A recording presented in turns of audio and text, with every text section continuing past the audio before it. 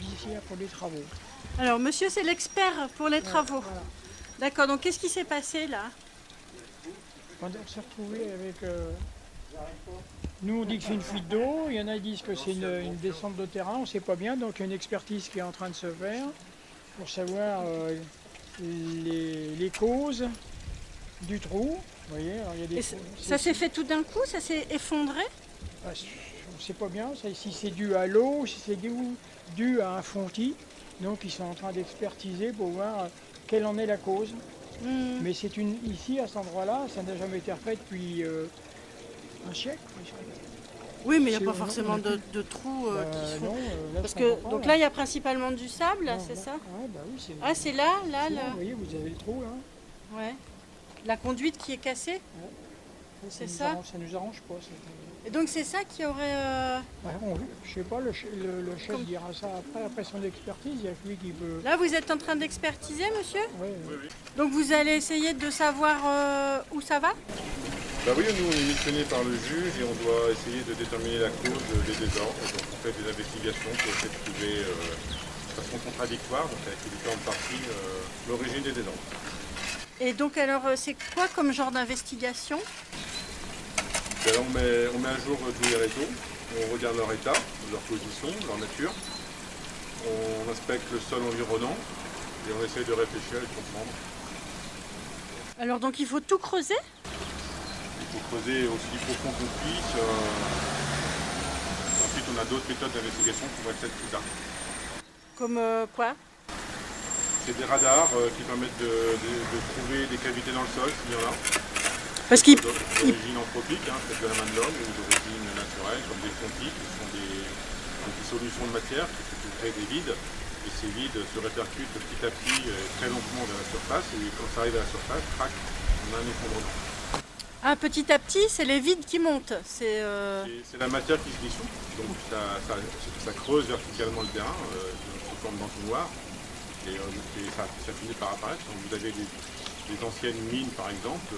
Si les mines s'effondrent, ça crée petit à petit les éboulis se succèdent les uns aux autres et ça finit par remonter à la surface.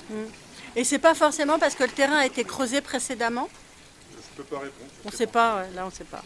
Donc vous en avez pour combien de temps? Ça peut durer encore quelques mois. Le temps de faire les réunions contradictoires avec toutes les parties, d'en discuter, de confronter nos idées et de trouver l'origine des désordres. D'accord. Et donc après, selon l'origine, il y aura des réparations particulières? Après, moi je fais mon rapport qui est remis au juge et ensuite ça suit son cours au niveau judiciaire. Donc il peut y avoir quoi comme réparation? Ah bah ça, là je peux pas vous répondre, les hypothèses, c'est trop tôt pour le dire. Si on en arrive à une expertise, c'est que la solution technique elle n'était pas évidente et qu'elle n'a pas pu être trouvée de façon amiable entre en partie en cause. Donc nous, en tant qu'experts, on aide à trouver la solution, enfin déjà la cause. On ne peut pas réparer sans connaître la cause, sinon on met une routine et puis ça peut recommencer environ plusieurs années après. Il faut vraiment essayer de comprendre ce qui se passe pour pouvoir adapter la réparation à la chose. En réalité, ça sera réparé, c'est quand ils auront trouvé vraiment la solution. Ça imposera des travaux. Le tout de savoir qui va payer les travaux, on va dire, pour être terre à terre, voilà, parce qu'il y a plusieurs facteurs. Et puis tout sera remis à neuf. Tous les réseaux qui sont là seront remis à neuf pour plus que ça se reproduise dans les 50 années qui viennent, je suppose, ou peut-être moins. Mais on est là pour faire le nécessaire. On est tributaire de ce qui est arrivé, alors maintenant il faut réparer. Alors on répare et puis on y cherche la cause. Une fois qu'on a la cause, on répare et puis après... Et donc les parties en cause, c'est la municipalité? Oh, il y a la municipalité parce qu'elle est propriétaire de la route, mais il y a aussi celui qui s'occupait de nos réseaux avant. Donc il va être mis en cause aussi. Donc tout le monde se met en cause les uns les autres avec chacun son avocat de son côté. Vous voyez, c'est très facile à régler, les avocats et tout. Donc on a déjà eu des experts qui ont fait des études autour et après, comme ça va au tribunal, on a un monsieur qui expertise, qui a personnalité, quoi, qu'on va dire. Hein. Lui, il essaye de trouver les causes et puis de mettre tout le monde d'accord. Et après, c'est le tribunal administratif, suivant le rapport de monsieur, qui dira c'est la mairie de Crégé, ou c'est un tel, ou 30% pour lui, ou 20% pour l'autre, je ne sais pas. On verra ce qui se passe. Mais nous, on a pris tout de suite la diligence de dire on fait les études qu'il faut, parce qu'on ne peut pas rester la commune dans cet état-là. Parce que qui est-ce qui est responsable sinon? C'est la commune? Il y a la commune, il peut y avoir... s'il y a pas de On ne peut pas parler de ce sujet-là aujourd'hui, Ouais, parce ouais. qu'on est en pleine expertise. On a fait D'accord. expertise, voilà. Là, on ne sait pas du tout. Là.